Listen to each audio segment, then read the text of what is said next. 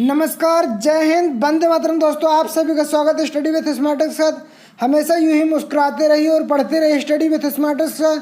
तो फ्रेंड्स, आज मैं आपके सामने पावलोव का सिद्धांत लेकर आया हूं, जो कि एग्जाम की दृष्टि से काफ़ी हेल्पफुल रहेगा।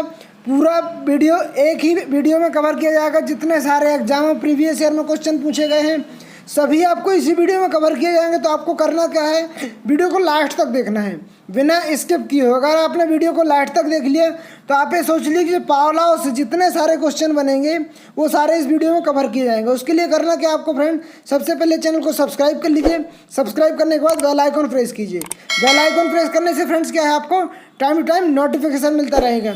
चलते हैं, किस टाइप का सिद्धांत है पावलोव का, उससे संबंधित क्वेश्चन किस प्रकार के आएंगे वो आपके सामने। पावलोव फ्रेंड्स ये हैं, ये फ्रेंड्स पावलोव हैं। ये कहाँ के वैज्ञानिक थे, तो ये सोवियत संघ रूस के वैज्ञानिक थे। रूस के रशियन वैज्ञानिक थे। रशियन वैज्ञानिक होने के साथ एक इनने किस प्रकार, सबसे पहले क्या थे कि ये डॉक्टर थे। सबसे पहले ये डॉक्टर थे। अब डॉक्टर, इनका पूरा नाम क्या था, इवान पेट्रोविच पावलोव। इनका पूरा नाम क्या था फ्रेंड्स की, इवान मेट्रोविच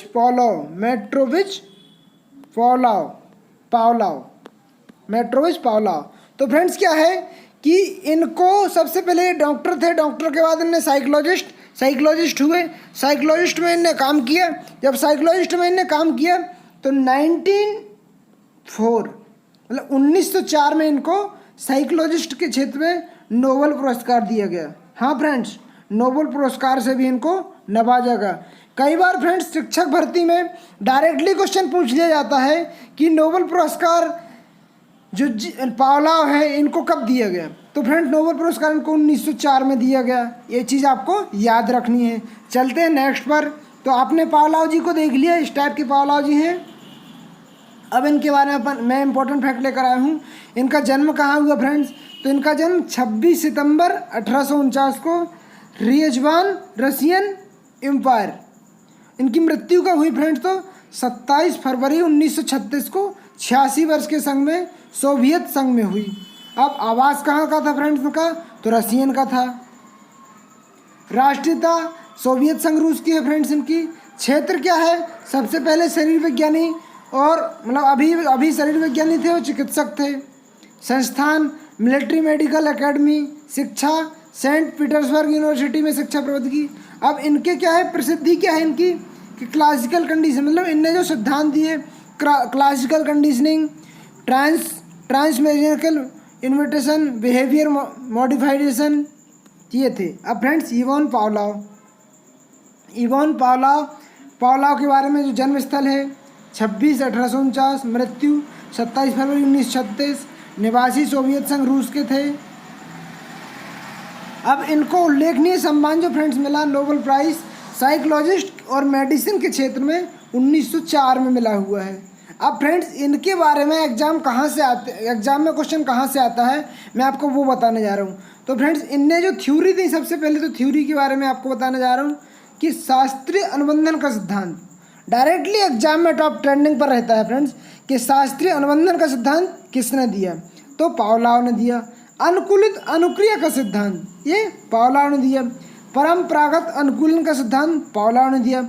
अनुबंधन का पिता भी पावलोव को कहा जाता है। अब फ्रेंड्स, डायरेक्टली क्वेश्चन आता कि पावलोव ने किस पर प्रयोग किया था। फ्रेंड्स, एमपीटेट में कई बार एग्जाम में आया है कि पावलोव ने किस वैज्ञानिक पर, मतलब किस पावलोव जो मनोवैज्ञानिक हैं, इनने किस पशु या पक्षी पर प्रयोग किया। तो वहाँ पर ऑप्शन कुत्ता रहेगा। कुत्ते की लार पर प्रयोग किया पावलोव ने। कुत्ते की लार पर प्रयोग किया फ्रेंड्स। लार को पैरोटिक ग्रंथि लार कहते हैं। अब फ्रेंड्स क्या है, इनने कैसे क्या प्रयोग किया उसके बारे में बताने जा रहा हूँ। पावलोव का अनुकूलित अनुक्रिया का सिद्धांत, इस सिद्धांत का प्रतिपादन रूस के शरीर शास्त्री मनोवैज्ञानिक इवान पेट्रोविच यानी IP पावलोव द्वारा 1904 में किया गया। इस मत के अनुसार सीखना एक अनुकूलित अनुक्रिया है।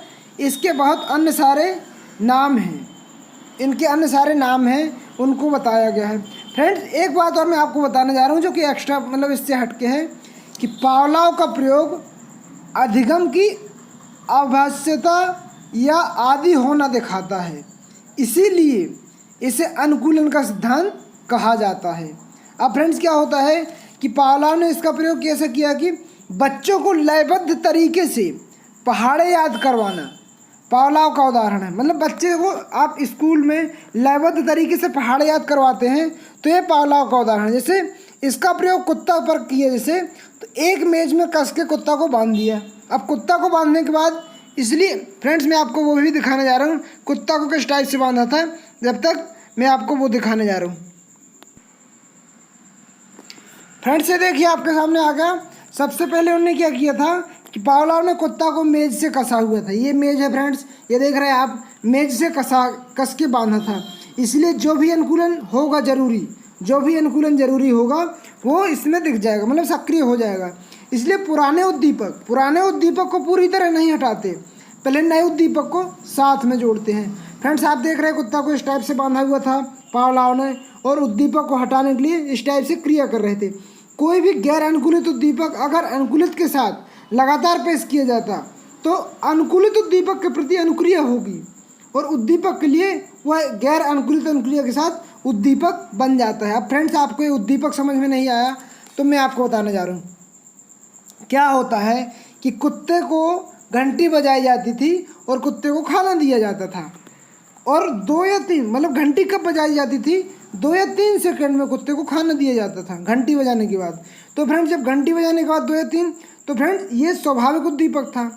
अब जब स्वाभाविक उद्दीपक कंटिन्यू कुत्ते के साथ ऐसा किया, अब ऐसा करने के बाद फिर घंटी बजाई और कुत्ते को खाना नहीं दिया, तो एक बार तो जैसे भी घंटी बजी कुत्ते ने लार छोड़ दी। अब जब कुत्ते ने लार छोड़ दी, लेकिन बाद में ऐसे ही कंटिन्यू होता गया, घंटी बजाते थे और लार नहीं, मतलब कुत्ता को खाना नहीं दिया जाता था। तो कुछ टाइम बाद ऐसा आया कि कुत्ते ने लार छोड़ना बंद कर दी।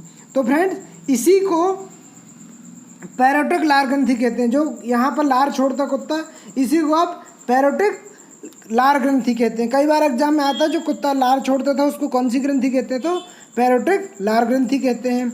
चलते हैं नेक्स्ट पर, और क्या इंपॉर्टेंट रहेगा इससे। ये देखिए फ्रेंड्स, संबंध प्रत्यावर्तन, मतलब इनके सिद्धांत को क्या क्या कहा जाता है फ्रेंड्स, तो संबंध प्रत्यावर्तन, शास्त्रीय निबंधन, पुरातन, परंपरागत अनुकूलन, प्रतिबंध अनुक्रिया और उद्दीपक प्रतिक्रिया, ये इनके सिद्धांत का नाम। फ्रेंड्स एग्जाम में डायरेक्टली क्वेश्चन 10 पर रहते हैं, इसी टाइप से पूछ लिया जाता, तो आपको इनको याद रखना है। अब पावलोव का प्रयोग, पावलोव ने फ्रेंड्स जैसा अभी मैंने बताया कि संबंध सहज क्रिया के सिद्धांत में शरीर विज्ञान से है, इन्हें मानने वाले विशेष रूप से व्यवहारवादी हैं। उनका कहना है कि सीखना एक प्रकार से उद्दीपक प्रतिक्रिया का संबंध है। अनुकूलित अनुक्रिया का अर्थ होता है अस्वाभाविक उद्दीपक के प्रति स्वाभाविक अनुक्रिया का होना। अब फ्रेंड्स इसके बाद क्या आता है कि UCR unconditional response, CR conditional response, स्वाभाविक अनुक्रिया अस्वाभाविक अनुक्रिया। मतलब अब आपको ये समझ में नहीं आता होगा स्वाभाविक, तो मैं अभी आपको बता दूंगा एग्जाम्पल के थ्रू। अनानुबंधित अनुबंधित, वास्तविक अवास्तविक, प्राकृतिक अप्राकृतिक। तो फ्रेंड्स इनके बारे में अपन बहुत अच्छे से अध्ययन करने जा रहे हैं। तो फ्रेंड्स आपके सामने एग्जाम्पल क्या रहेगा कि अनानुबंधित उद्दीपक का मतलब जिसको देखने की अनुक्रिया करना स्वाभाविक हो, जैसे गोलगप्पे देखकर मुंह में पानी आना, आपने देखा होगा फ्रेंड्स, मतलब फुल्की देख करके आपके मुंह में पानी आना, एग्जाम्पल आपके यहाँ से। अनुबंधित का उद्दीपक मतलब जो उद्दीपक जिसे स्वाभाविक उद्दीपक का अनुभव कराए, मतलब जिसको अनुभव करवाया जाता है उसको स्वाभाविक उद्दीपक कहा जाता है। जैसे घर के सामने फेरी वाले की आवाज़ सुनकर ये महसूस होना कि गोलगप्पे वाला आ गया, पर ज़रूरी नहीं कि फेरी वाला फुल्की बेचने वाला ही हो सकता। इससे फेरी वाले की आवाज़ से अनुबंधित उद्दीपक है जो खुद मायने रखकर किसी और से स्वाभाविक उद्दीपक गोलगप्पे का अनुभव कराता है। जैसे इस ऊपर उदाहरण के वाले में गोलगप्पे को स्वाभाविक उद्दीपक, फेरी वाले से जोड़ने की आवाज़ का अस्वाभाविक उद्दीपक, मतलब किसी दूसरे से किसी दूसरे को जोड़ना अस्वाभाविक उद्दीपक है था। गोलगप्पे को देखकर स्वाभाविक अनुक्रिया, अकेली घंटी की आवाज़ सुनकर अस्वाभाविक अनुक्रिया होती थी। अब प्रयोग कैसा किया था फ्रेंड्स, मैं आपको वो बताने जा रहा हूँ। तो अनुकूलन से पूर्व, फ्रेंड्स अनुकूलन से पूर्व आप देख पा रहे हैं, ये देखिए अनुकूलन से पूर्व कैसा प्रयोग किया था। तो सबसे पहले घंटी थी, अब घंटी के बाद अनुक्रिया मतलब एग्जाम्पल क्या है कि अनुक्रिया अनुकूलित अनुकूलित अनुक्रिया का सिद्धांत, अनुकूलित अनुक्रिया का सिद्धांत, तो अनुक्रिया क्या होगी, उद्दीपक क्या होगा, लार टपकनी क्या होगी, मैं आपको वही सब बताने जा रहा हूँ। तो फ्रेंड्स अनुक्रिया क्या है कि घंटी बजाई, अब घंटी बजाई तो ऐसे तो लार टपकेगी नहीं, कुत्ते को मतलब पहले नंबर तो उसने कोई भी रिस्पॉन्स नहीं किया, जैसे अपन ने घंटी बजाई कुत्ते ने नो रिस्पॉन्स, कोई रिस्पॉन्स नहीं दिया। अब फिर भोजन, स्वाभाविक उद्दीपक, भोजन दिखाया उसको, कुत्ते को भोजन दिखाया, वो फिर घंटी बजाई, घंटी बजाने के 2 या 3 सेकंड बाद फिर से कुत्ते को भोजन दे दिया। अब जब कुत्ते को भोजन दे दिया तो उसके आदत में आ गया। फिर ऐसा कब तक किया कि मतलब 2 से 3 बार किया, 2 से 3 बार किया तो कुत्ते की आदत में आ गया। तो जैसे एक बार घंटी बजाते थे फिर भोजन भी नहीं देते थे और कुत्ते की ये देख रहे हैं आप, ये लार उसकी निकल जाती थी। तो ये अनुकूलन से पूर्व होता है, मतलब उसको जब सिखाया जाता है। और चलते हैं नेक्स्ट पर, अनुकूलन से पश्चात कैसा होगा।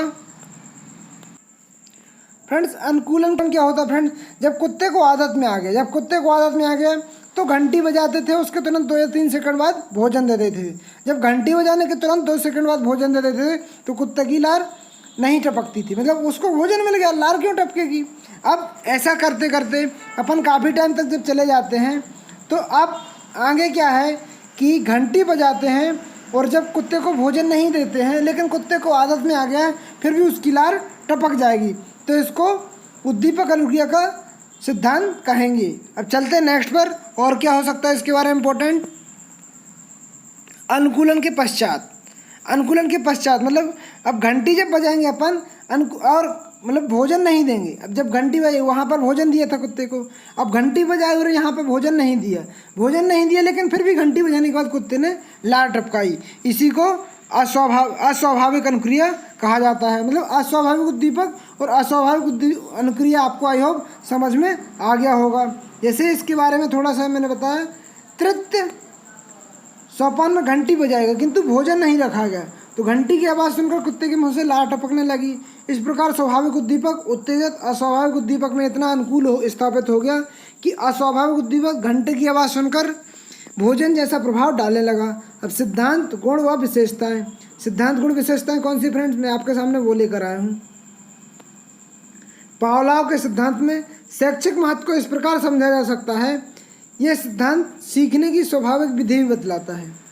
यह सिद्धांत वातावरण के साथ सामंजस्य स्थापित करता है, मतलब किस टाइप का वातावरण है, आपको किस टाइप का सामंजस्य स्थापित करना वो भी यह बताता है।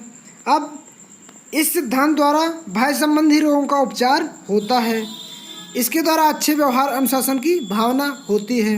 तो फ्रेंड्स इसी के साथ पावलोव का अपना जितने सारे क्वेश्चन पूछने थे, स्वाभाविक उद्दीपक क्या है, अस्वाभाविक उद्दीपक, मैंने कोशिश की आपको समझाने की। तो अगर आपको वीडियो अच्छा लगा हो, इसी टाइप के वीडियो चाहिए फ्रेंड्स आपको, तो आप चैनल को सब्सक्राइब कर लीजिए, सब्सक्राइब कीजिए। मेरा प्रयास कैसा लगा फ्रेंड्स आप कमेंट बॉक्स में कमेंट करके ज़रूर बताएंगे और अपने फ्रेंडों में शेयर कीजिए। मिलते हैं नेक्स्ट वीडियो में इससे भी इम्पोर्टेंट टॉपिक के साथ, जब तक लिए धन्यवाद।